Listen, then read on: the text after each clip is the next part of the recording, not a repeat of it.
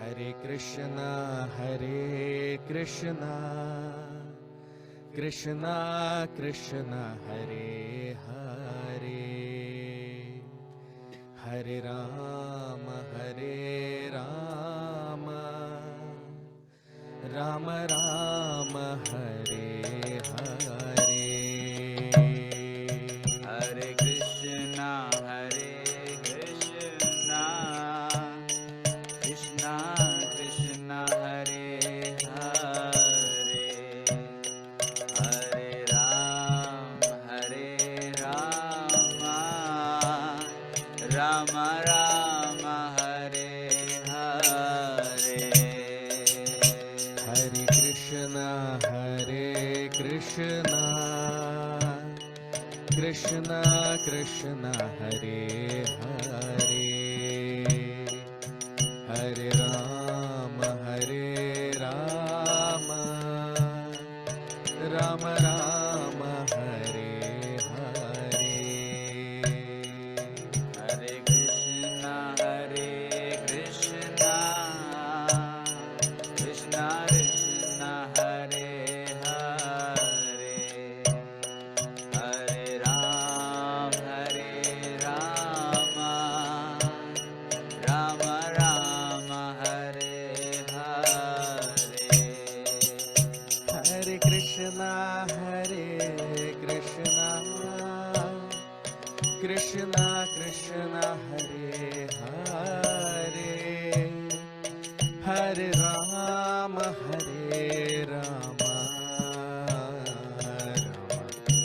Rama, Hare Hare.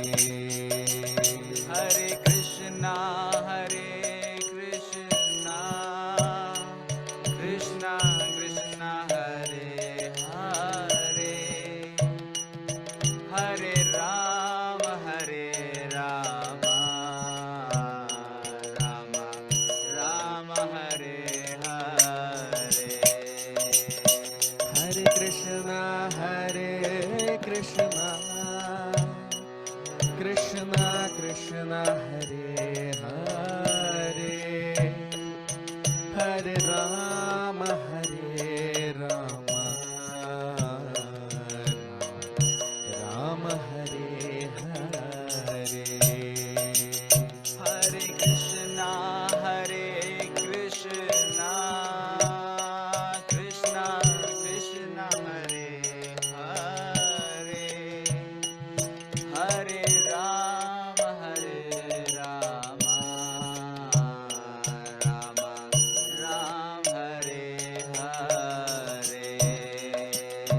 Jaya Radha Madhava,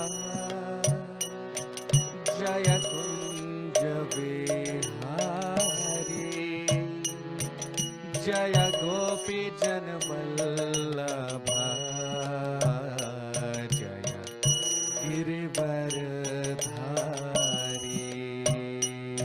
Jai Radha Madhava, Jayo Kunja Vihari,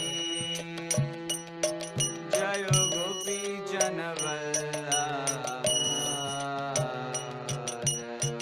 Girivaradhari. Jaya Radha Madhava, Jaya Kunja Vihari,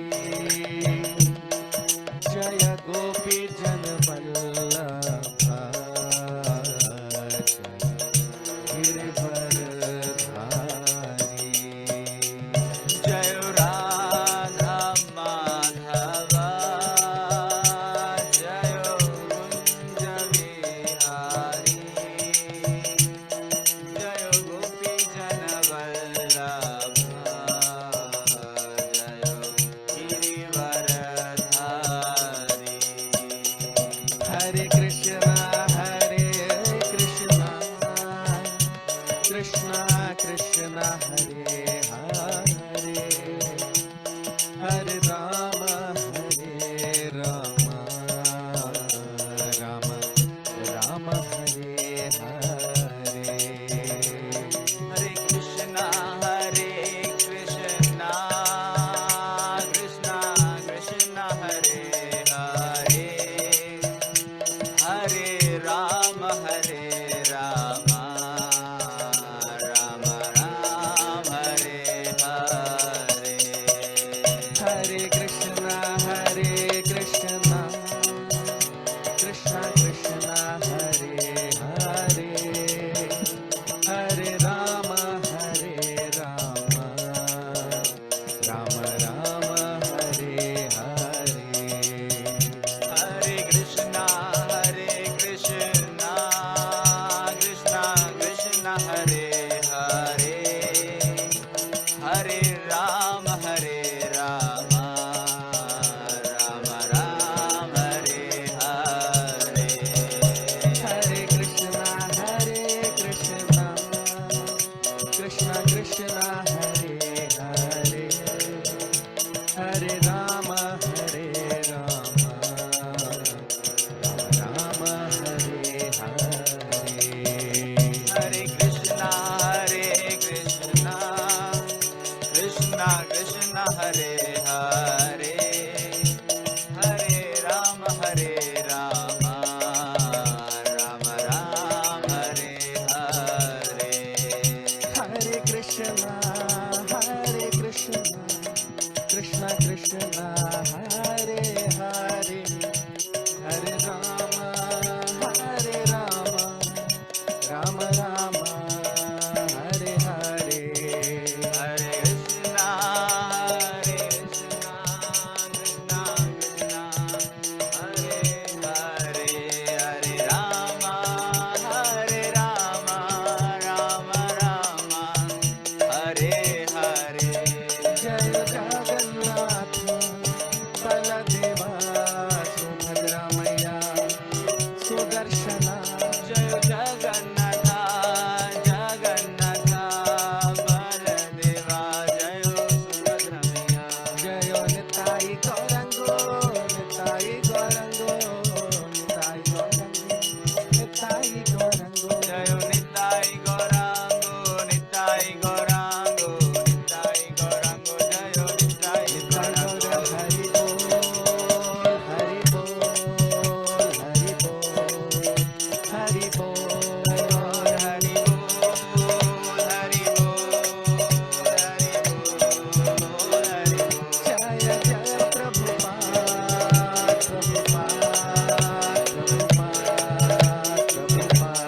Jai Prabhupada, Prabhupada. Hare Krishna, Krishna Krishna, Hare Hare, Hare Rama, Rama Rama, Hare Hare. Hare Krishna, Krishna Krishna, Hare Hare, Hare Rama, Rama Rama, Hare Hare. Hare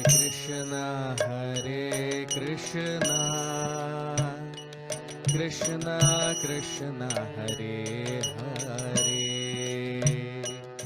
Hare Rama, Rama Rama, Hare Hare. Hare Krishna, Krishna Krishna, Hare Hare,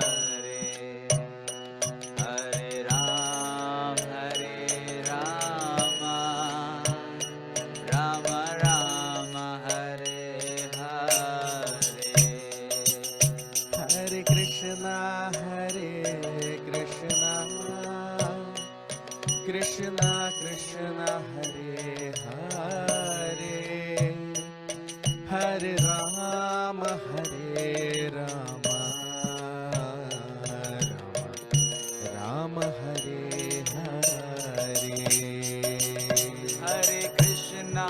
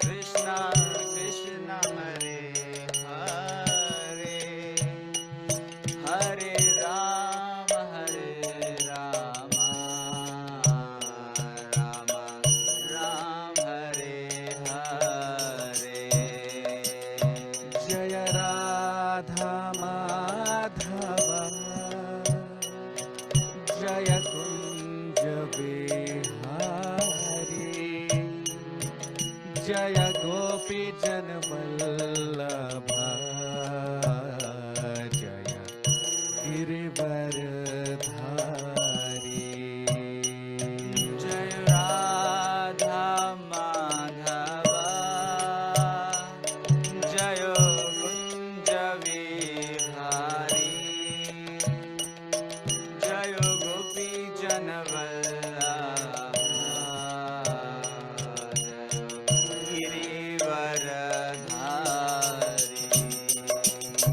जय राधा माधवम जय कुंज बिहारी जय गोपी जन वल्लभा जय गिरिवरधारी जय राधा माधवा जय कुंज विहारी जय गोपी जन वल्लभा जय गिरिवरधारी हरे कृष्णा कृष्णा कृष्णा हरे हरे हरे राम राम राम हरे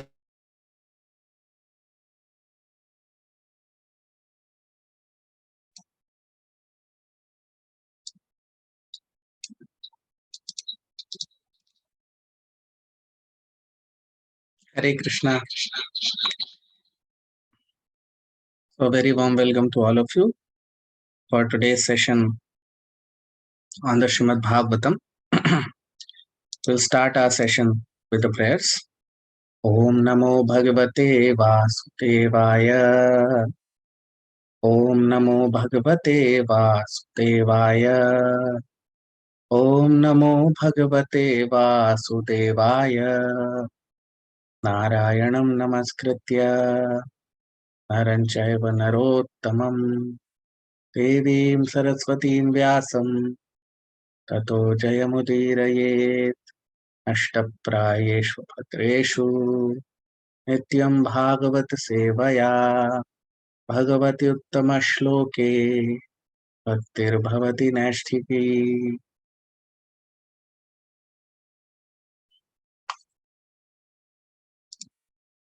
So we discussed in the previous session, in all these previous sessions, last 5 sessions we have been discussing. First we discussed the Chatushloki Bhagavatam, the 4 shlokas where Lord Krishna reveals his position, his devotional service, the constitution of the universe, all these things, that how Krishna is the Supreme Personality of Godhead to Lord Brahma. And then we discussed in the previous shloka, Lord Krishna is saying to Lord Brahma that you should just fix your mind upon me, your samadhi. The Lord uses the word samadhi. Samadhi means to completely lock your consciousness on me. And in this way, O Brahma, you'll never degrade in this material world. Now today we'll start with text 38, shloka number 38. Shri Shuka Uvacha Sampradishya eva ajano jananam parameshtinam pashyatastasya tadrupam atmano nyarunam dharihi. Shri Shuka Uvacha Sampradishya eva ajano jananam parameshtinam पश्यतस्त्य तद्रूपम आत्मनो न्यरुणद्धरिहि. Translation: The Supreme Personality of Godhead Hari, after being seen in his transcendental form, instructing Brahmaji, the leader of the living entities, disappeared, said Shukdev Goswami to Maharaj Parikshit. So now you see, now Shukdev Goswami, as we know, this is the narration going on, this is the conversation going on between Shukdev Goswami and Maharaj Parikshit.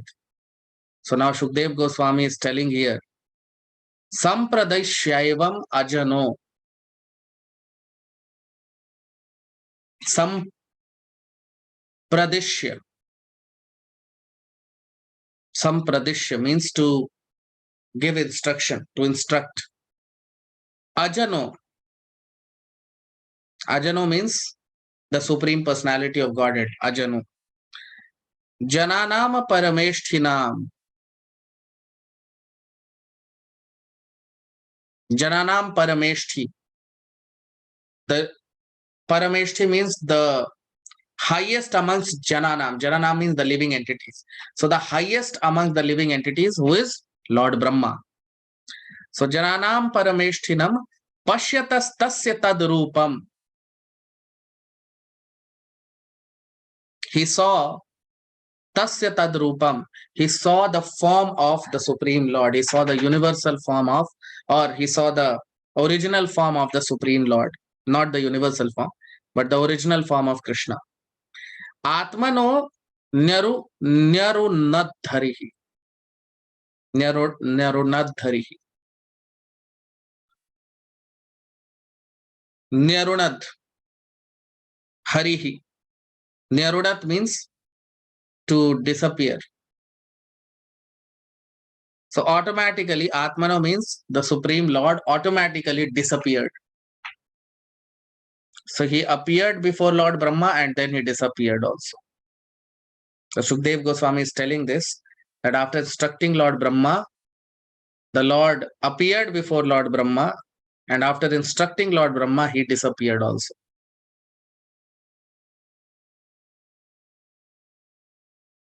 So this is the position of the Supreme Lord. Here in the shloka, he is called as Ajano.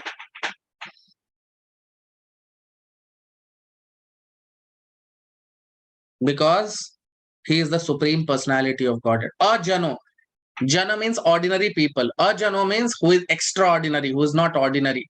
He is the Supreme Personality of Godhead. So after instructing Lord Brahma, and first the Lord appeared before Lord Brahma, after Lord Brahma performed penances for many thousands of celestial years, the Lord appeared before Lord Brahma, and then according to his will, the Lord disappeared also. You see, as I always say, that this is how a person can see Krishna. You can see the Lord only when the Lord desires to be seen by us. Anyone can see the Lord, provided the Lord desires to be seen by that living entity. You cannot be seen by the Lord simply, the Lord cannot be seen simply if we desire to see him. No. For the Lord to be seen by us, he must desire to be seen by us. So Tadrupam means the original form of Krishna. Rupam means form. So not that Krishna does not have any form. The Lord has a beautiful form, and Lord Brahma saw that form of Krishna. Of course, in this material world, you find things which do not have form, like sunlight does not have form. But in the spiritual world, everything has a form. Every living entity, everyone has a form in the spiritual world, in Vaikuntha planetary systems. Everyone has a form. So Krishna instructed this knowledge to Lord Brahma. And why this knowledge was given to Lord Brahma? So that Lord Brahma could broadcast this knowledge to everyone in the universe, because he is the leader of the universe. So same message was given by Lord Brahma to Narad Muni, his son and his disciple. That Narad Muni gave to Vyasdev, Vyasdev gave to Madhvacharya. And in this way, and Vyasdev also gave it to Shukdev Goswami, because Shukdev Goswami is now giving this knowledge to Parikshit Maharaj. And in this way, by mercy of Shukdev Goswami and Parikshit Maharaj, we all are receiving this nectar of Srimad Bhagavatam. So this is what we have seen in the previous shlokas. And here Shukdev Goswami is telling that the Lord, after instructing this message to Lord Brahma, he disappeared. Now text 39, shloka number 39. Antarhitendriyarthaya Haraye Vihitanjalihi Sarvabhutamayo Vishwam Sasarjedam Sapurvatat Antarhitendriyarthaya Haraye Vihitanjalihi Sarvabhutamayo Vishwam Sasarjedam Sapurvavat. Translation. On the disappearance of the Supreme Personality of Godhead Hari, who is the object of transcendental enjoyment for the senses of devotees, Brahma with folded hands began to recreate the universe with living entities as it was previously. Now you see. Now what is Shukdev Goswami telling here? He is saying, Antarhitendriyarthaya. Antarhit.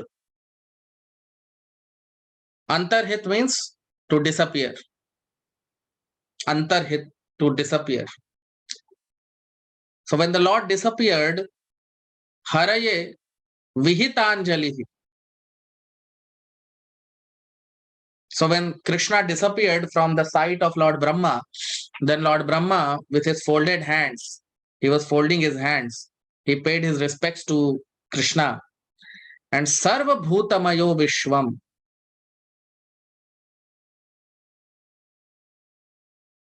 And Sasarja Idam Sapurvavat. So Sarva Bhutamayo Vishwam. This Vishwam, this universe, which is Sarva Bhutamayo, which is full of living entities. This universe is not simply an empty place. No. Some people think that other planets don't have living entities, but that is not the Vedic conception. No.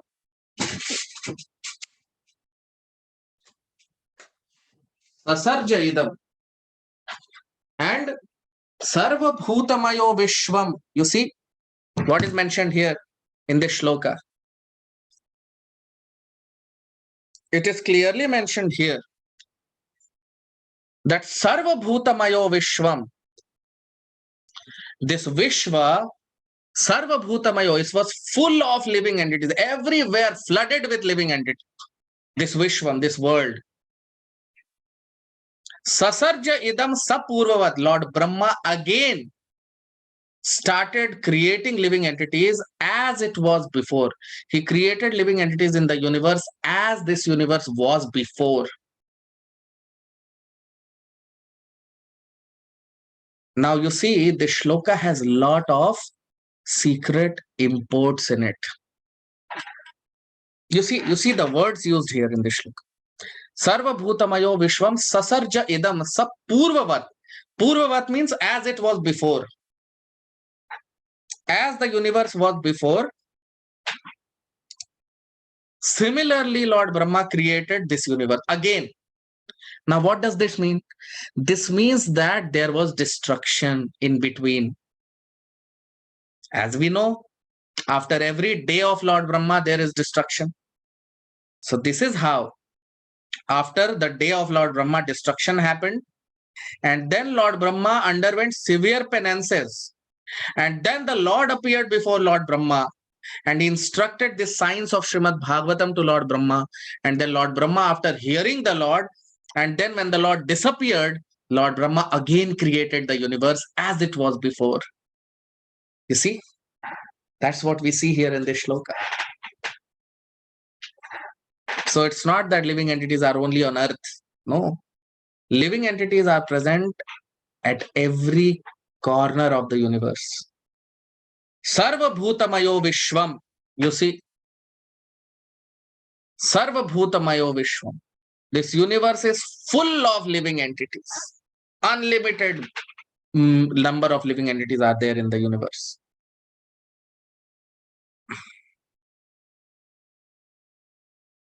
So Lord Brahma again engaged in the service of the Lord, which the Lord had given him, to recreate the universe and recreate the living entities as the universe was beforehand.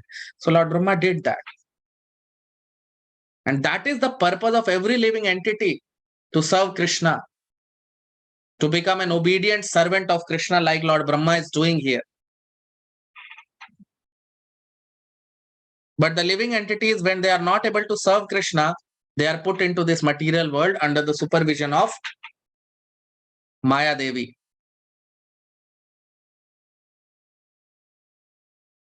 And that is why it is the duty of pure devotees like Lord Brahma,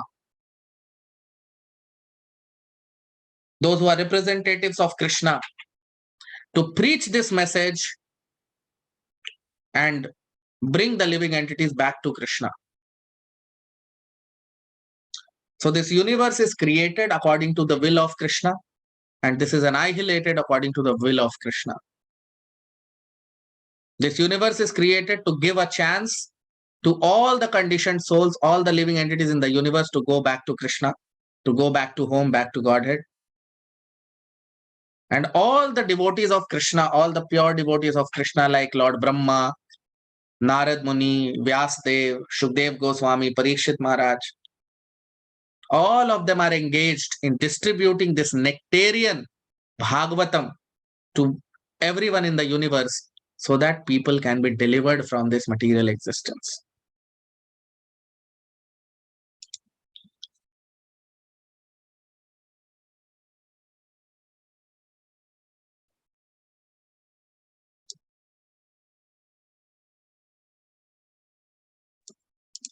So in this way, Lord Brahma started again creating the living entities.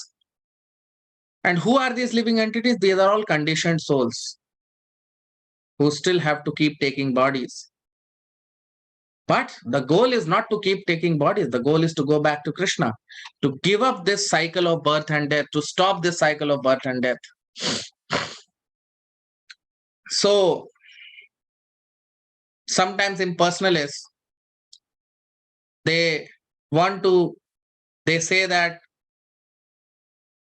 these senses have to be curbed. No. Bhakti or Krishna consciousness is not about curbing the senses or stopping the senses. No. Krishna consciousness is all about engaging our activities, engaging our senses in the service of Krishna. You want to eat? You eat. Offer to Krishna and then you eat. You want to speak? Speak. But speak Krishna Katha about Krishna.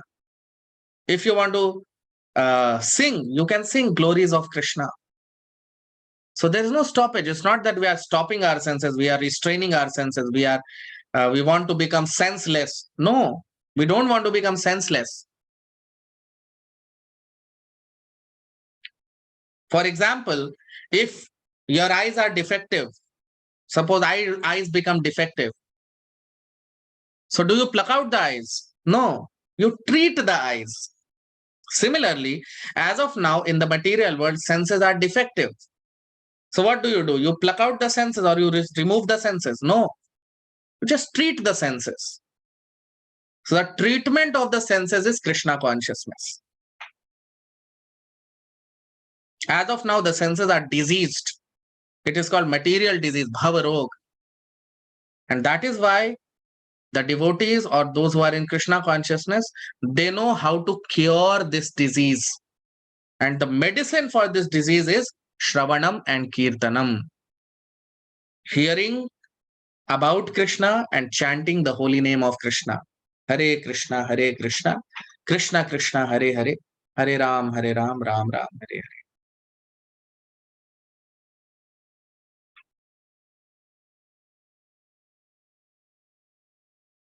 So engagement of the senses is the solution. Stopping the senses is not the solution. We have to engage our senses like Lord Brahma engaged all his everything what he has in service of Krishna. Like that, we also have to not stop the senses, but to engage the senses in the service of Krishna. And the best process is Shravanam and Kirtanam, hearing about Krishna and chanting the holy name of Krishna. Now text 40, shloka number 40. Prajapatir dharmapatir ekada niyaman yaman bhadram prajanam anvichan आतिष्ठत् स्वार्थ काम्यया प्रजापतिर धर्मपतिर एकदा नियमान यमान भद्रं प्रजानाम अन्विच्छन् आतिष्ठत् स्वार्थ काम्यया. Translation. Thus once upon a time, the forefather of living entities and the father of religiousness, Lord Brahma situated himself in the acts of regulative principles, desiring self-interest for the welfare of all living beings, living entities. Now you see. So Lord Brahma, after all this, the father of all living entities, which is Lord Brahma, that's what is mentioned here in this shloka. You see, Prajapatir Dharmapatir. So Lord Brahma is Prajapati because he is the father of every living entity. And he is also Dharmapati because he is in charge of religiosity, because the first instruction of Dharma was given to Lord Brahma by Krishna, which is Srimad Bhagavatam, the Chatushloki Bhagavatam. That is Dharma. So he is also in charge of Dharma, Lord Brahma. Ekada Niyaman Yaman. So Niyaman means the rules and regulations. So Lord Brahma, after following the rules and regulations, he controlled all his senses. Yam means to control the senses. Bhadram Prajanam Anvichan. He desired welfare of Bhadram. Bhadram means good wish, goodwill or good wishes. So Bhadram Prajanam Anvichan. So he desired the goodwill of all living entities. And Atishtat Swartha Kamyaya. And Kamyaya means in such a desire, to desire welfare of all living entities, he sat down. So no one can be a representative of Krishna if he does not know how to control his senses, if he is not regulated, if he does not have sense control. How can he become a representative of Krishna? So you see, the word is used here in this shloka.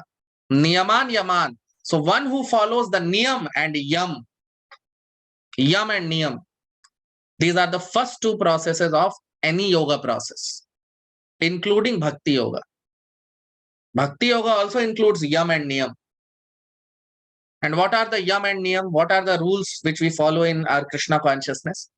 No meat eating, no intoxication, no gambling, and no illicit sex. These are the four regulative principles. And along with that, niyam, we have to chant 16 rounds of Hare Krishna Maha Mantra every day.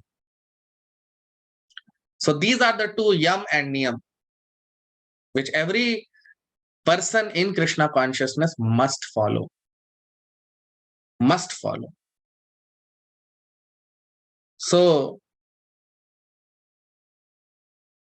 Bhadram Prajanam Anvichan. So, Brahma, Lord Brahma, how did he engage in service of Krishna? By following niyam and yam. By following the rules and regulations. So one who is not self-controlled, one who does not have control over his senses, one who does not have control over his self, how can he become a representative of Krishna? Right? Because life of sense gratification means animal life. It's not human life. So Lord Brahma, because he is the, you see what is mentioned here. Prajapatir Dharmapatir, he is Prajapati, he is the father of all living entities, and Dharmapatir, he is the in charge of Dharma. So to show everyone, because Lord Brahma has many sons, Narad Muni, 4 Kumaras, uh, Atri Rishi, so many, Daksha Prajapati, so many sons of Lord Brahma are there. So he has to teach by example. So Lord Brahma is teaching by example how to become a representative of Krishna, and that is why it is mentioned Niyaman Yaman. So he is a Prajapati, he is a Dharmapati, and he himself follows all the rules and regulations. Then only he can teach, right? If a person does not follow, how can he tell others to follow? That is what is the meaning of preaching. You follow what you preach. If you don't follow what you preach, then you are not a teacher, you are a cheater. Right? Cheater means what? He says something else and he does something else. He's not a teacher, he's a cheater. Words are different, activities are different. That is a cheater. So Lord Brahma is not a teacher, he's not a cheater, he's a teacher. And he's a perfect teacher for the whole universe. Why? Because not only that Brahma is following the rules and regulations, he's a pure devotee of Krishna. Yasyasti bhaktir bhagavati akinchana sarvair gunair tatra samasate sura harava bhaktasya kuto mahadguna manorathe nasati dhavato bahihi. So Narad Muni says that yasyasti bhaktir bhagavati akinchana. If a person has pure devotion to Krishna, then he develops all good qualities automatically. So Lord Brahma, why he has all good qualities? Because he's a pure devotee of Krishna. So similarly, all the people of Brahma Sampradaya, all the acharyas, they are all representatives of Lord Brahma because they teach people by their practical behavior. It's not that they say something else and they do something else. No. They are practical teachers. They are the real teachers. That's why they are called acharyas. Now text 41, shloka number 41. Tam naradah priyatamo riktha manuvratah शुश्रूष्यमाणः शीलेन प्रश्रयेण दमेन च तं नारदः प्रियतमो रिक्थादानाम् अनुव्रतः शुश्रूष्यमाणः शीलेन प्रश्रयेण दमेन च. Translation: Narad, the most dear of the inheritor sons of Brahma, always ready to serve his father, strictly follows the instructions of his father by his mannerly behavior, meekness, and sense control. Now you see what is Shukdev Goswami saying here. He's saying about now he's telling about Narad Muni. So what is he saying? Tam Naradah Priyatamo. So Narad Muni is the dearmost son of Lord Brahma. Narad Muni Priyatamo. Priyatam means he is very, very dear to Lord Brahma. And Tam Naradah Priyatamo Rikthadana. Rikthadana. Rikthadana means those who are the sons of Lord Brahma. Lord Brahma has inherited them. Anuvrataha. He is a Anuvrataha. Anu means follower. Anu means follower. And Anuvrata means a very strict follower of his father. Narad Muni is a very strict follower of his father, Brahma, Lord Brahma. Shushrushamana Shilena. And he is always engaged in serving Prashrayena Damenacha. He is always engaged in serving the instructions of his father by controlling his senses perfectly. That is Narad Muni.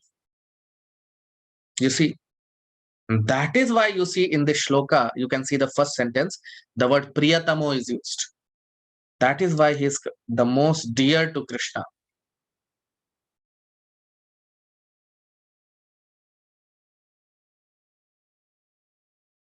Narad Muni is Priyatamo. In the first sentence, the word is used Priyatamo. So Narad Muni, why he is Priyatamo? Why he is dear to Krishna? Why he is dear to Lord Brahma? He is the dearmost son of Lord Brahma. Because Narad Muni is also a strict follower of his father, Lord Brahma. One more aspect is there about Narad Muni. Let us see the next shloka. Now text 42, shloka number 42. Mayam vividishan Vishnur Mayeshasya Mahamunihi Mahabhagavato Rajan Pitaram Paryatoshayat.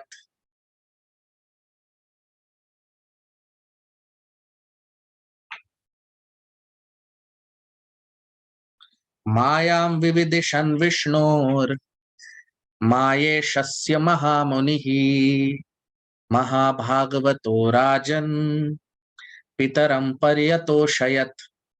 Translation. Narad very much pleased his father and desired to know all about the energies of Vishnu, the master of all energies. For he, Narad, was the greatest of all sages and greatest of all devotees, O king. You see, so these are all qualities of a person like Narad Muni. All these qualities are required in a pure devotee. So what is mentioned here? Mayam Vividishan Vishnu. So Narad Muni wanted to know about Vishnu, the Supreme Lord Vishnu. Vividisham means different aspects of Lord Vishnu. Maye Shasya Mahamunihi. And he wanted to know this from Mahamuni, his father, Lord Brahma. Mahabhagavato Raja. Why? Because Narad Muni is a Mahabhagavat. Mahabhagavat means a pure devotee of Krishna. So, this book is called Granth Bhagavat. This is scripture Bhagavat. But the devotees of Krishna are called Mahabhagavat. The pure devotees of Krishna are called Mahabhagavat.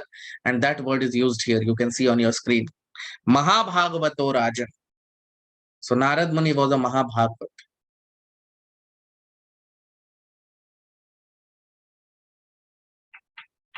So he is Mahabhagavat, Narad Muni, pure devotee, purest of devotees of Krishna. And Pitaram Paryatoshayat. And in this way, his father was very pleased. Lord Brahma was very pleased with him. Why? Because he was a pure devotee. Now you see why Narad Muni is the dearmost son of Lord Brahma. Lord Brahma has many sons and all are great. Daksh Prajapati, then the four Kumaras, and Narad Muni.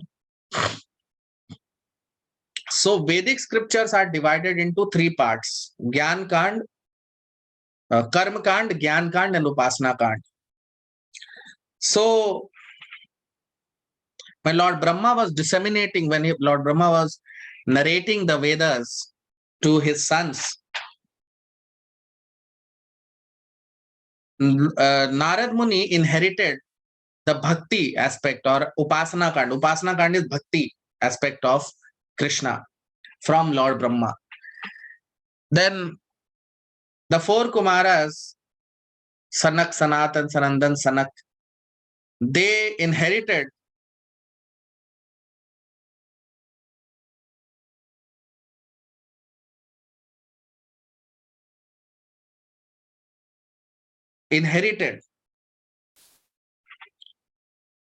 So the four Kumaras, they inherited the Gyan Kand aspect, the Gyan Kand part of the Vedas from Lord Brahma. And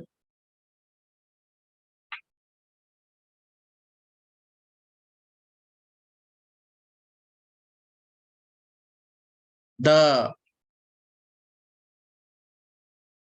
the devotees or the sons of Lord Brahma like Daksh Prajapati,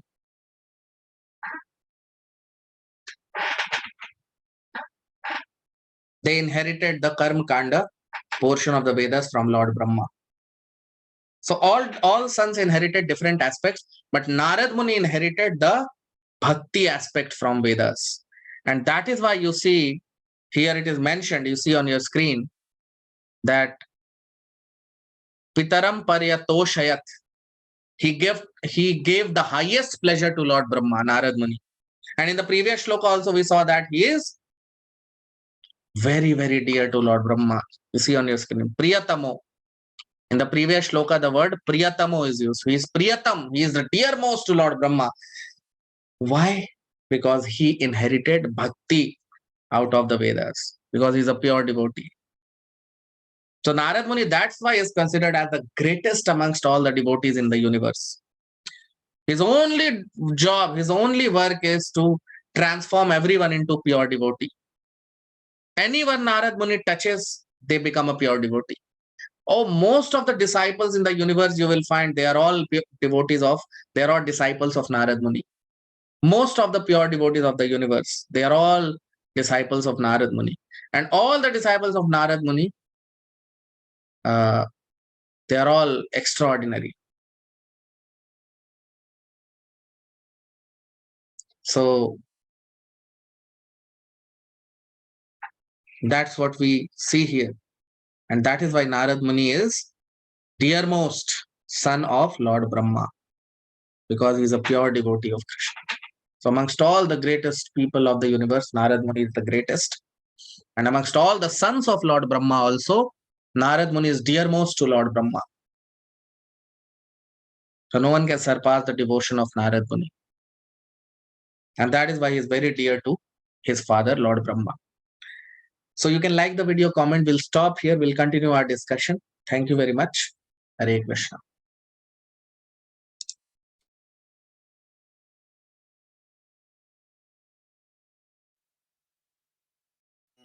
Hare Krishna, Krishna Krishna, Hare Hare, Hare Rama, Rama Rama, Hare Hare. Hare Krishna, Krishna Krishna, Hare Hare, Hare Rama, Rama Rama, Hare Hare. Hare Krishna, Krishna Krishna, Hare Hare, Hare Rama, Rama Rama, Hare Hare. Hare Krishna,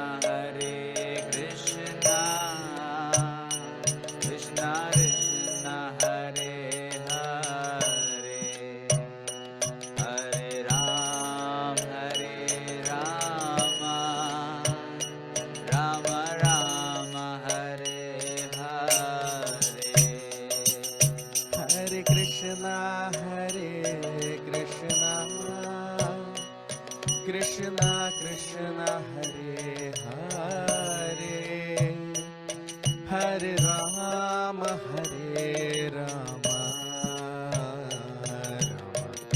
Rama Hare Hare. Hare Krishna,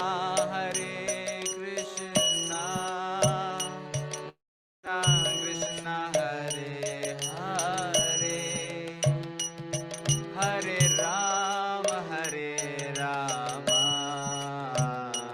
Rama Rama, Hare Hare. Hare Krishna, Krishna Krishna, Hare Hare, Hare Rama, Rama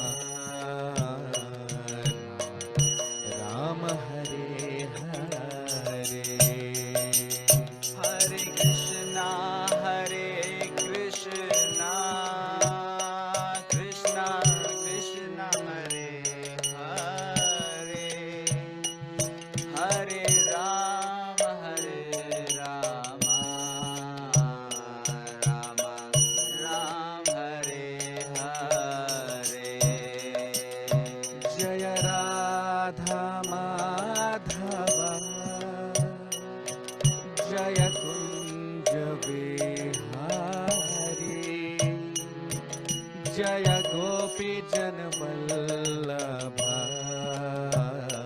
जय गिरिवरधारी जय राधा माधवा जय कुंज विहारी जय गोपी जन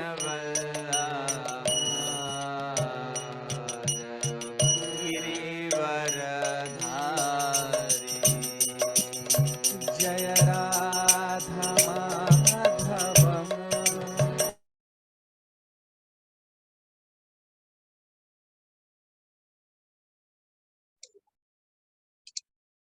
हरे कृष्णा। आप सबका बहुत स्वागत आज के भागवत के सत्र में। प्रार्थना के साथ अपने सत्र को प्रारंभ करेंगे। ओम नमो भगवते वासुदेवाय। ओम नमो भगवते वासुदेवाय। ओम नमो भगवते वासुदेवाय। नारायणं नमस्कृत्य नरं चैव नरोत्तमं देवीं सरस्वतीं व्यासं ततो जयमुदीरयेत्। नष्टप्रायेषु भद्रेषु नित्यं भागवत सेवया भगवति उत्तमश्लोके भक्तिर्भवति नैष्ठिकी।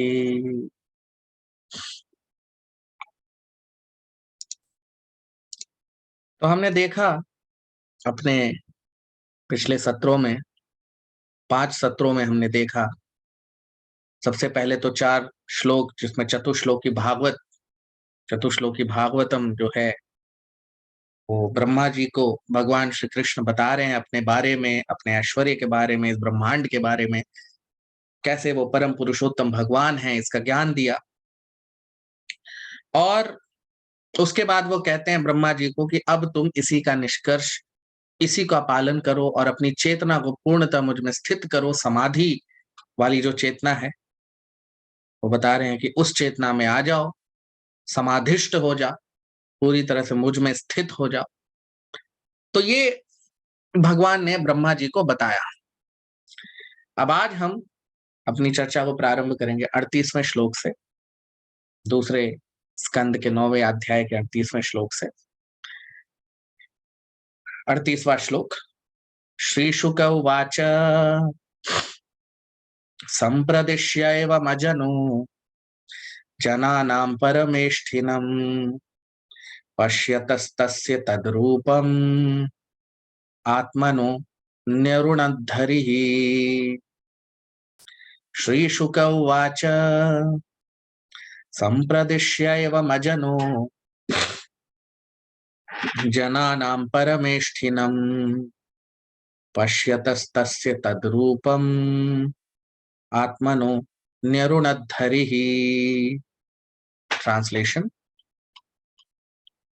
The Supreme Personality of Godhead Hari, after being seen in his transcendental form, instructing Brahmaji, the leader of the living entities, disappeared, said Shukdev Goswami to Maharaj Parikshit.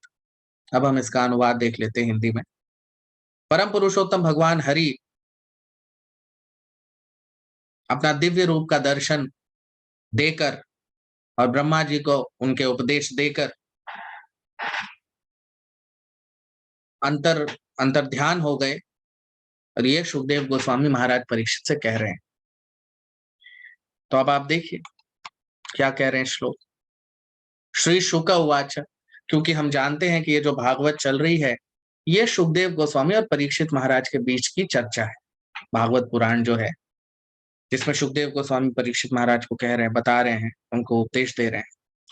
तो सुखदेव गोस्वामी कहते हैं परीक्षित महाराज से कि संप्रदिश्य एवं अजनो। संप्रदिश्य एवं का मतलब होता है कि जब ब्रह्मा जी को उन्होंने उपदेश दे दिया, संप्रदिश, तो उनके जो उपदेश जब ब्रह्मा जी को उन्होंने दे दिया भगवान ने, अजनो का मतलब भगवान, जन का मतलब आम जनता जो है, अजनो मतलब जो असाधारण है, जो भगवान उन्हें कहते हैं। तो अजनो तो भगवान जो है, उन्होंने जब ब्रह्मा जी को अपने उपदेश दे दिए तो जनानाम परमेष्ठिनम, तो किसको उपदेश दे रहे थे भगवान? जनानाम परमेष्ठिनम, जन में यानी लोगों में जो सबसे परम है, लोगों में जो सबसे महान है, कौन है वो? ब्रह्मा जी। मनुष्यों में या जीवों में सबसे महान जीव है वो। तो ब्रह्मा जी को पश्यतस तस्य तद्रूपम, तो ब्रह्मा जी भगवान का वास्तविक रूप देख रहे थे, उन्होंने देखा था भगवान का।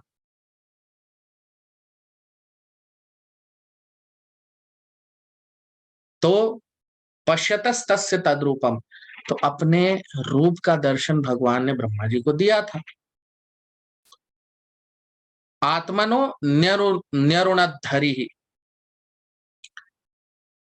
तो पहले ब्रह्मा जी को आदेश उपदेश देकर और अपना रूप का दर्शन दे दिया, और उसके बाद न्यरुणद्धरि, न्यरुणद, न्यरुणद का मतलब अंतर्ध्यान हो गए, वहां से विलुप्त हो गए भगवान, गायब हो गए।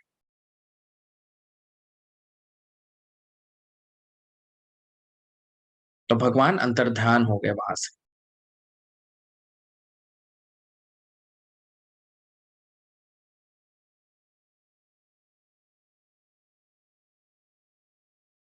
तो भगवान ने अपना आदेश दिया ब्रह्मा जी को, और फिर वो अंतर्ध्यान हो गए।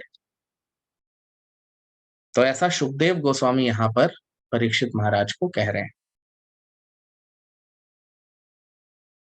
तो ब्रह्मा जी, जैसा हम सब जानते हैं कि इससे पहले वाले श्लोकों में हमने देखा है कि ब्रह्मा जी कोई साधारण मनुष्य नहीं है। ब्रह्मा जी पूरे सृष्टि के सबसे महान जीव हैं, और भगवान यहाँ पर उनको कहा जा रहा है अजनो, मतलब भगवान परम पुरुषोत्तम भगवान है, वो भी असाधारण है। भगवान भी असाधारण है और ब्रह्मा जी भी असाधारण है। और ब्रह्मा जी को भगवान ने, जैसा हम सबने पहले देखा है कि ब्रह्मा जी पहले बहुत तपस्या करते हैं, बहुत क्योंकि उन्हें पता नहीं था इस ब्रह्मांड में क्या है क्या नहीं है, तो उन्होंने बहुत सालों की, उन्होंने भगवान के 2 शब्द सुने, तप, और उन्होंने बहुत सालों की तपस्या की, और तब जाके उन्हें भगवान के दर्शन हुए। तो भगवान का जो दर्शन ब्रह्मा जी को हुआ, वो यहाँ पे बता रहे हैं तद रूपम, तो भगवान का बहुत ही सुंदर रूप ब्रह्मा जी को दर्शन हुआ। तो ऐसा नहीं कि भगवान का कोई रूप नहीं, शक्ति का रूप नहीं होता है, शक्तिमान का तो रूप है, तो वो भगवान का बहुत ही सुंदर रूप, भगवान का दर्शन हुआ ब्रह्मा जी को। और भगवान ने जब ये रूप का दर्शन दिया तो ब्रह्मा जी को चतुश्लोकी भागवत बोली, धर्म का ज्ञान दिया। और क्यों दिया? ताकि ब्रह्मा जी इसको आगे बढ़ाएं। तो ब्रह्मा जी ने इसको नारद मुनि को बताया, अपने पुत्र को। नारद मुनि ने वेद व्यास को बताया, वेद व्यास जी ने सुखदेव गोस्वामी को बताया, सुखदेव गोस्वामी परीक्षित महाराज को बता रहे हैं। तो इस तरह से ये जो ज्ञान है हम तक पहुंचा है भागवत पुराण का। तो भगवान ने इसी के लिए ब्रह्मा जी को यह ज्ञान दिया, ताकि इस ज्ञान को आगे बढ़ाया जा सके, हम सब तक वो ज्ञान इस तरह से पहुंचे। 39वां श्लोक। अंतर्हितेन्द्रियार्थाय हरये विहितांजलिः सर्वभूतमयो विश्वम ससर्जेदं स पूर्ववत्। अंतर्हितेन्द्रियार्थाय हरये विहितांजलिः सर्वभूतमयो विश्वम ससर्जेदं स पूर्ववत्। Translation: on the disappearance of the Supreme Personality of Godhead Hari, who is the object of transcendental enjoyment for the senses of devotees, Brahma with folded hands began to recreate the universe full with living entities as it was previously. अब हम इसका अनुवाद देख लेते हैं हिंदी में। तो भगवान जब अंतर ध्यान हो गए, वहां से विलुप्त हो गए, हरि जो अपने सारे भक्तों को बहुत आनंद देते हैं, भगवान हरि, तब ब्रह्मा जी हाथ जोड़कर इस ब्रह्मांड को वापस से जैसा था वैसा ही बनाने लग गए। अब आप देखिए क्या कह रहे हैं यहाँ पर सुखदेव गोस्वामी। कह रहे हैं अंतरहितेन्द्रियार्थाय। अंतरहित अंतर्हित का मतलब अंतर ध्यान हो जाना, गायब हो जाना। भगवान जब लुप्त वहां से जब चले गए, जब अंतर ध्यान हो गए, तो हरये विहितांजलि, तो भगवान हरि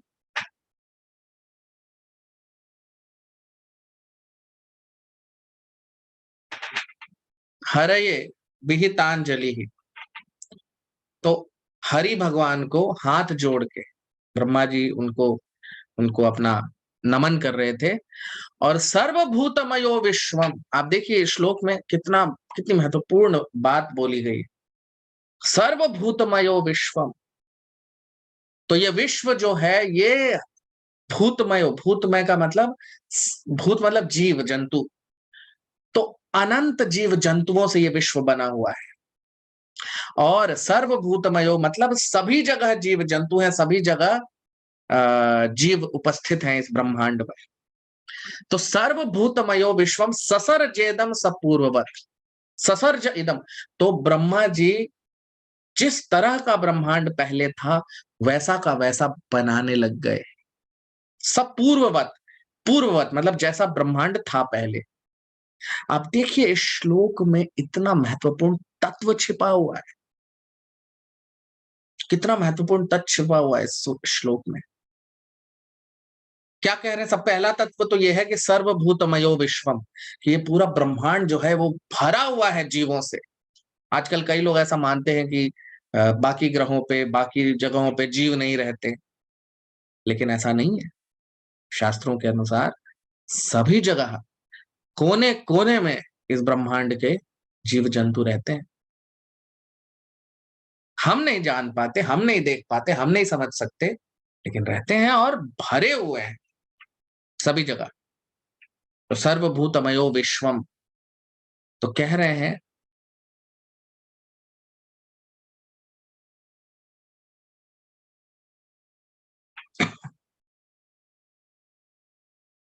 तो पहला तो कि पूरे विश्व में सभी जगह जीव भरे हुए हैं, सभी जगह जीव जंतु हैं, कहीं भी खाली जगह नहीं।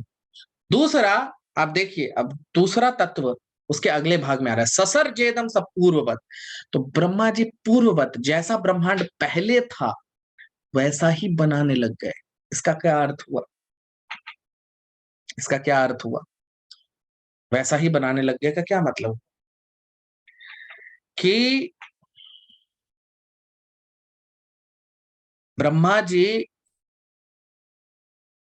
अब जैसा हम सब जानते हैं कि ब्रह्मा जी जो हैं उनके हर दिन के अंत में प्रलय आता है और ये सृष्टि का विनाश हो जाता है। और जब उनके दिन का प्रारंभ होता है तो वो फिर से बनाना प्रारंभ करते हैं। अब वही प्रक्रिया यहाँ चल रही है।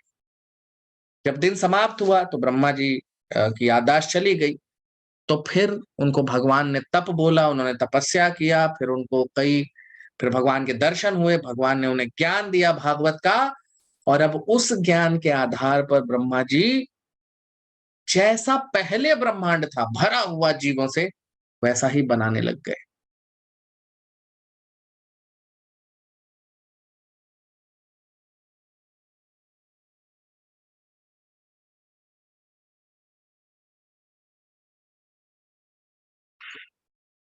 तो जैसा ब्रह्मांड पहले था वैसा का वैसा ब्रह्मांड ब्रह्मा जी बनाने लग गए। तो जीव का यही है लक्ष्य, जीव इसी के लिए बना है।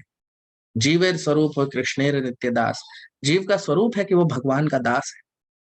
अब ब्रह्मा जी कौन है? भगवान के दास है। ब्रह्मा जी ने उनको ये शक्ति दी है कि तुम इस ब्रह्मांड का सृजन करो फिर से, और ब्रह्मा जी ने वो किया।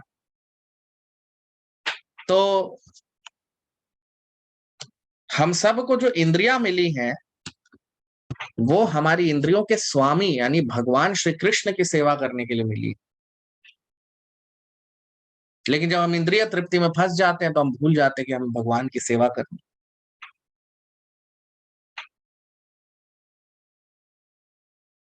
लेकिन ब्रह्मा जी, चूंकि वो साधारण मनुष्य नहीं हो, पूरे ब्रह्मांड के सबसे महान जीव हैं, भगवान स्वयं उनको याद दिलाते हैं और फिर वो तो भगवान की सेवा में लग जाते हैं। और फिर वो ये ज्ञान सबको देते हैं ताकि हम सब भगवान की सेवा में लगे, हम सब भगवान की सेवा करें। तो इस प्रकार ये जो भौतिक जगत है, ये भगवान की इच्छा से प्रकट होता है और भगवान की इच्छा से ये नष्ट भी हो जाता है।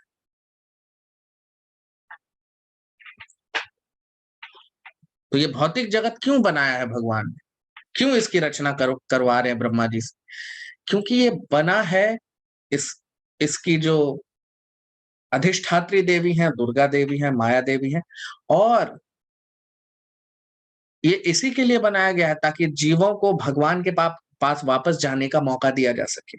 और वो जो काम है वो दिया गया है ब्रह्मा जी को। ब्रह्मा जी को वो भगवान ने काम दिया है। ये ज्ञान जो है, जो मैंने तुम्हें दिया है, ये पूरे विश्व में तुमको, पूरे ब्रह्मांड में, पूरे जगत में ये तुमको फैलाना है।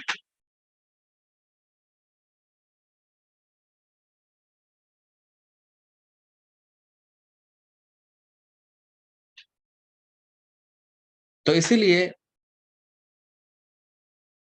ब्रह्मा जी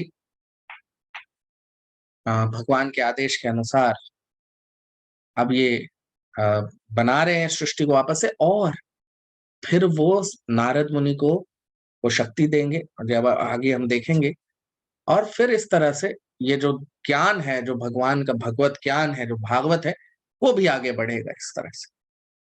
तो इस तरह से जो जीव जंतु हैं, ब्रह्मा जी की ही तरह, ब्रह्मा जी क्यों ये शक्ति मिली है ब्रह्मा जी को? क्योंकि ब्रह्मा जी भगवान के शुद्ध भक्त हैं, और हम सब भी यदि ब्रह्मा जी की तरह बनना चाहते हैं तो इसका दो ही मार्ग है। क्योंकि हमें इंद्रियां किस लिए मिली? भगवान की सेवा के लिए। इंद्रियों को अगर हम भगवान की सेवा में नहीं लगाएंगे तो किसी और चीजों में लग जाएंगे। तो भगवान की सेवा में कैसे लगाएंगे? तो उसके दो मार्ग हैं, श्रवणम और कीर्तनम। भगवान के बारे में सुनना और भगवान का भजन करना।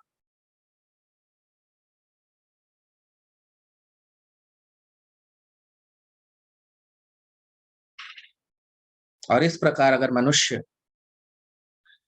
अपना जीवन भगवान के बारे में जप करने में, हरे कृष्णा कृष्ण कृष्ण हरे हरे, हरे राम राम राम हरे हरे, भगवान का जप करने में और भगवान के बारे में श्रवणम यानी सुनने में लगा देता है, तो उसका जीवन सफल हो जाता है और उसे भी ब्रह्मा जी जैसा लाभ मिलता है, और वो भी जन्म मृत्यु के चक्कर से मुक्त हो जाता है।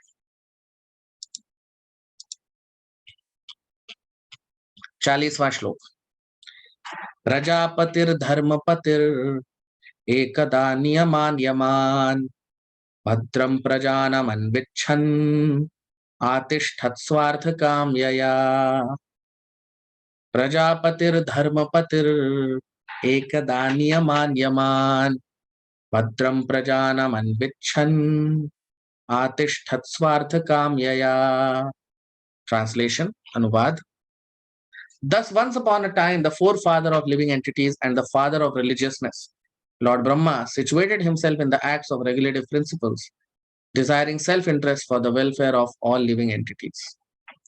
अब हम इसका अनुवाद देख लेते हैं हिंदी में। तो सुखदेव गोस्वामी कह रहे हैं कि इस प्रकार एक बार ब्रह्मा जी, जो सभी जीवों के प्रजापति हैं और धर्म के पिता हैं, ब्रह्मा जी स्वयं को सारे नियम का पालन करते हुए और यम और नियम का पालन करते हुए सभी जीवों का भला करने के लिए वो बैठे। अब आप देखिए क्या कह रहे हैं। कह रहे प्रजापतिर धर्मपतिर। तो ब्रह्मा जी प्रजापतिर हैं।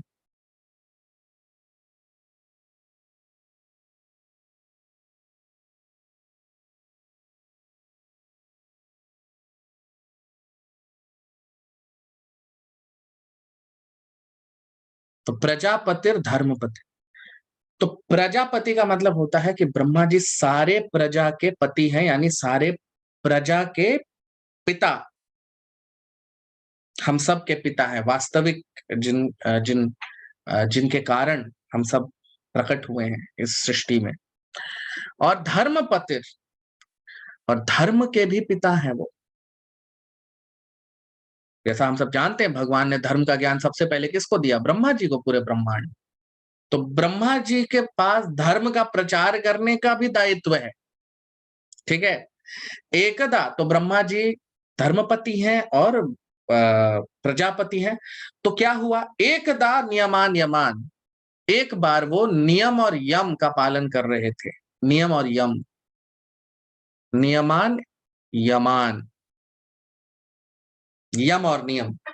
कोई भी योग पद्धति जब हम पालन करते हैं तो यम और नियम का पालन करना पड़ता है। भक्ति में भी हम करते हैं। यम और नियम का मतलब होता है कुछ चीजें जिसे हम करना होता है और कुछ चीजें जिसे हमें छोड़ना होता है। तो जैसे हम अपने कृष्ण भावनामृत संघ में भी ये पालन करते हैं। कृष्णा कॉन्शियसनेस मूवमेंट में भी हम यही पालन करते हैं। यम और नियम हम सबका है। तो यम क्या है जो हम पालन करते हैं, तो हम सब 16 माला भगवान के नाम का जप करते हैं। और नियम क्या है जो नहीं, जो हम छोड़ दिया है हमने, तो मांसाहार भोजन नहीं करना, नशीला पदार्थ नहीं खाना, अवैध संबंध नहीं रखना और जुआ सट्टा नहीं खेलना। तो ये 4 चीजें छोड़ दी हैं और एक हरे कृष्ण महामंत्र का जप अपना लिया है। तो इस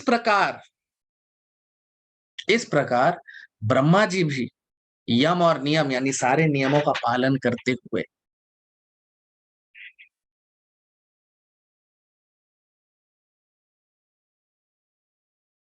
तब जाके उन्होंने भद्रम प्रजानाम अन्विच्छम, उन्होंने प्रजा के का भला चाहा, प्रजा के भलाई के लिए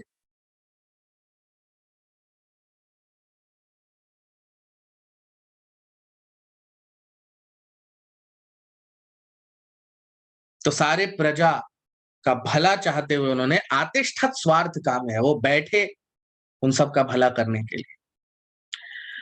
तो आप देखिए ब्रह्मा जी जैसा प्राणी, ब्रह्मा जी सब विश्व के ब्रह्मांड के सबसे महान व्यक्ति, वो भी लोगों का भला करने के लिए क्या कर रहे हैं, यम और नियम का पालन कर रहे हैं। तो बिना यम और नियम, बिना नियमों का पालन करे हुए कोई भी धर्म प्रचारक नहीं बन सकता, कोई भी प्रचारक नहीं बन सकता। यदि कोई स्वयं नियम का पालन नहीं कर रहा तो वो दूसरों को कैसे बताएगा कि नियम का पालन करो, है कि नहीं। कोई भी पहुंच नहीं सकता, कोई भी ऊपर नहीं पहुंच सकता जब तक वो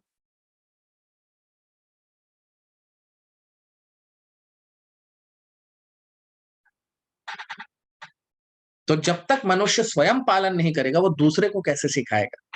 अपनी आचार्य प्रभु जीवन शिक्षाएं, अपने आचरण से हम दुनिया को दर्शन देते हैं, दुनिया को सिखाते हैं। पहले आचार फिर प्रचार, तो ब्रह्मा जी उसके उदाहरण है, यहाँ पे वो दे रहे हैं। क्योंकि ब्रह्मा जी को सिर्फ हमें नहीं सिखाना, ब्रह्मा जी के इतने सारे पुत्र हैं, नारद मुनि हैं, 4 कुमार हैं, दक्ष प्रजापति हैं, अत्रि ऋषि हैं, इतने सारे भृगु ऋषि हैं। तो ये सारे ब्रह्मा जी के इतने सारे पुत्र हैं, उनको सबको एक उदाहरण देना है। तो यम नियम का पालन तो कर ही रहे हैं ब्रह्मा जी, लेकिन उसके साथ साथ ब्रह्मा जी भगवान के शुद्ध भक्त भी हैं। यस्यास्ति भक्तिर भगवती अकिंचना सर्वैर गुणैर तत्र समासते सुराः हराव भक्त से कुतो महद गुणा मनोरथे नासती धावतो बहि। कि जो भी मनुष्य भगवान का शुद्ध भक्त है उसके अंदर सारे गुण अपने आप आ जाते हैं। तो ब्रह्मा जी क्यों है, क्योंकि वो भगवान के शुद्ध भक्त हैं।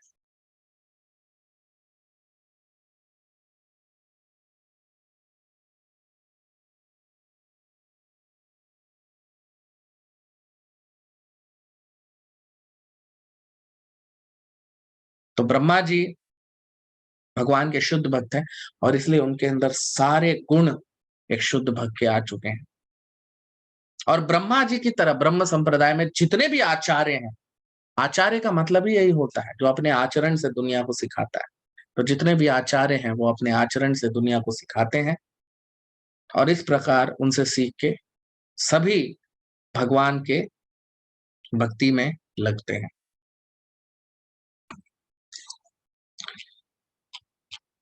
41वां श्लोक। तम नारदः प्रियतमो रिक्था दानामनुव्रतः शुश्रूष्यमाणः शीलेन प्रश्रयेण दमेन च तं नारदः प्रियतमो रिक्थादानामनुव्रतः शुश्रूष्यमाणः शीलेन प्रश्रयेण दमेन च। ट्रांसलेशन अनुवाद। Narad, the most dear of the inheritor sons of Brahma, always ready to serve his father, strictly follows the instructions of his father by his mannerly behavior, meekness and sense control. अब हम इसका अनुवाद देख लेते हैं हिंदी में। तो सुखदेव गोस्वामी कह रहे हैं परीक्षित महाराज से कि नारद, जो ब्रह्मा जी के सबसे प्रिय पुत्र हैं, सदा अपने पिता की सेवा में लगे रहते हैं और अपने पिता के बताए हुए मार्ग पे बहुत ही दृढ़ता से चलते हैं और अपने अच्छे व्यवहार से, अपने विनम्र स्वभाव से और अपने इंद्रियों के संयम से वो ब्रह्मा जी के सबसे प्रिय पुत्र है। अब आप देखिए कितना महत्वपूर्ण यहाँ पर आप इस श्लोक में देखिए, कह रहे हैं तम नारदः प्रियतमो। तो नारद मुनि जो है वो ब्रह्मा जी के सबसे प्रिय पुत्र हैं। ब्रह्मा जी के एक दो पुत्र नहीं है, बहुत सारे पुत्र हैं, लेकिन उनमें से सबसे प्रिय नारद मुनि। और उसका कारण भी दिया गया, आप देखिए रिक्था दानम अनुव्रता, क्योंकि वो अनुव्रता है। अनुव्रता का मतलब होता है व्रत।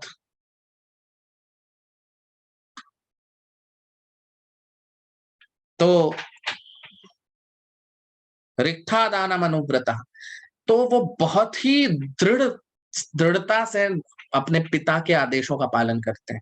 अनुव्रता का मतलब यही हुआ, तो बहुत ही दृढ़ हैं अपने आदेशों का पालन करने में अपने पिता के। और शुश्रूषमाणः शीलेन, और बहुत ही शीलता है उनमें, बहुत ही शालीनता है।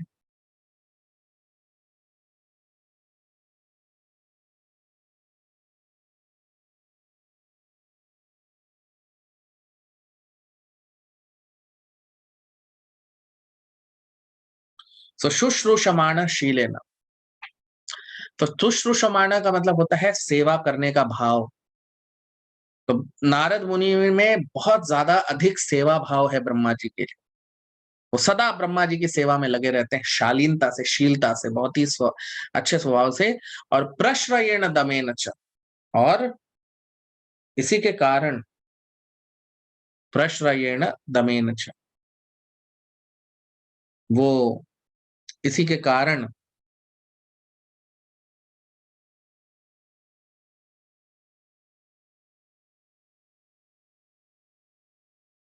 तो प्रश्रयेण मतलब उनका आश्रय लेकर बहुत ही विनम्र भाव से, दमेन च अपने इंद्रियों को संयमित करके नारद मुनि ब्रह्मा जी की सेवा कर रहे हैं। नारद मुनि भी कोई साधारण नहीं और ब्रह्मा जी भी कोई साधारण नहीं, लेकिन नारद मुनि ब्रह्मा जी के सबसे प्रिय पुत्र हैं।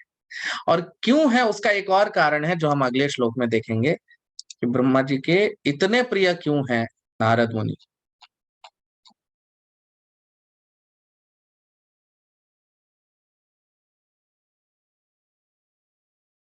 तो ब्रह्मा जी के सबसे प्रिय पुत्र हैं। आइए देखते हैं और क्या कारण। 42वां श्लोक। मायां विविदिशन् विष्णोर मायेशस्य महामुनिः महाभागवतो राजन् पितरं पर्यतोषयत्। मायां विविदिशन् विष्णोर मायेशस्य महामुनिः महाभागवतो राजन् पितरं पर्यतोषयत्। ट्रांसलेशन अनुवाद। Narad very much pleased his father and desired to know all about the energies of Vishnu, the master of all energies, for he, Narad, was the greatest of all sages and greatest of all devotees, O king.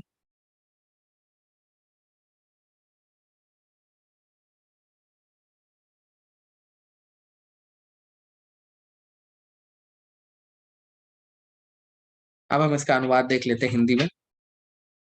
तो नारद मुनि ने अपने पिता को बहुत ही प्रसन्न किया और वो भगवान विष्णु के बारे में, उनकी सारी शक्तियों के बारे में जानना चाहते थे, जो सारी शक्तियों के स्वामी है भगवान विष्णु। और नारद मुनि सारे साधु संतों में सबसे महान और सारे भक्तों में सबसे महान महाभागवत थे। अब आप देखिए, मायाम विविदिशन, मायाम विविदिशन कि नारद मुनि जानना चाहते थे इस ब्रह्मांड के बारे में, भगवान के बारे में, और विष्णुर माये शयस्य महामुनि,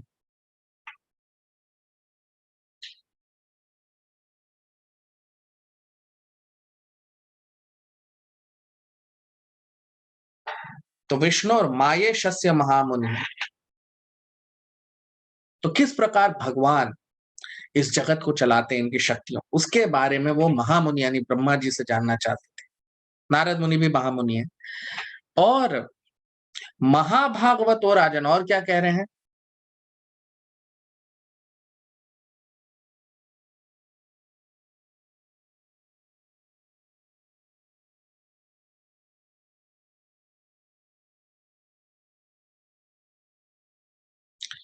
तो भागवत का मतलब हम सब जानते हैं, ये ग्रंथ भागवत है, ये जो भागवत हम जिसकी चर्चा कर रहे हैं ग्रंथ है।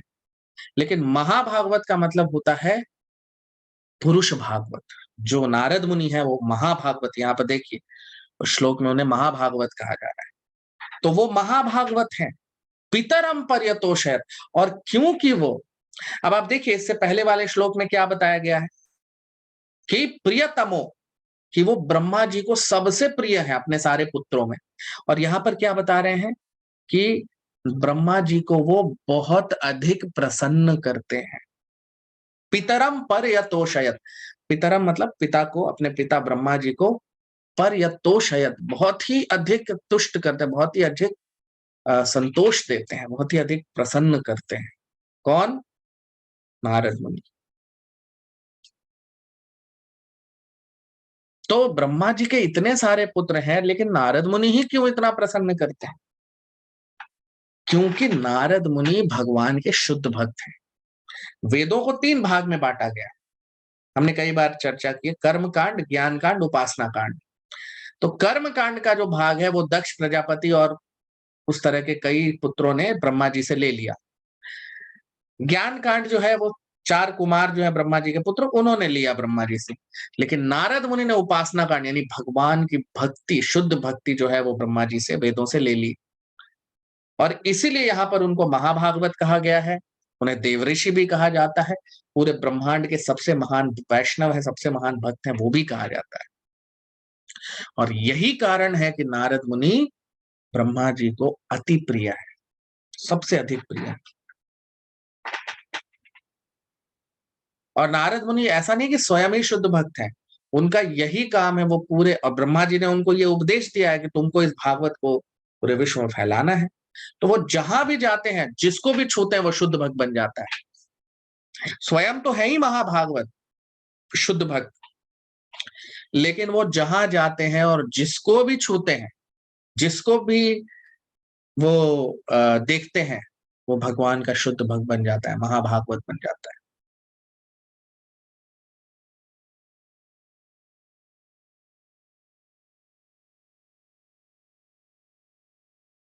तो इस प्रकार जो शुद्ध भक्त हैं वो भगवान को भी बहुत प्रिय होते हैं, भगवान के भक्तों को भी बहुत प्रिय होते हैं।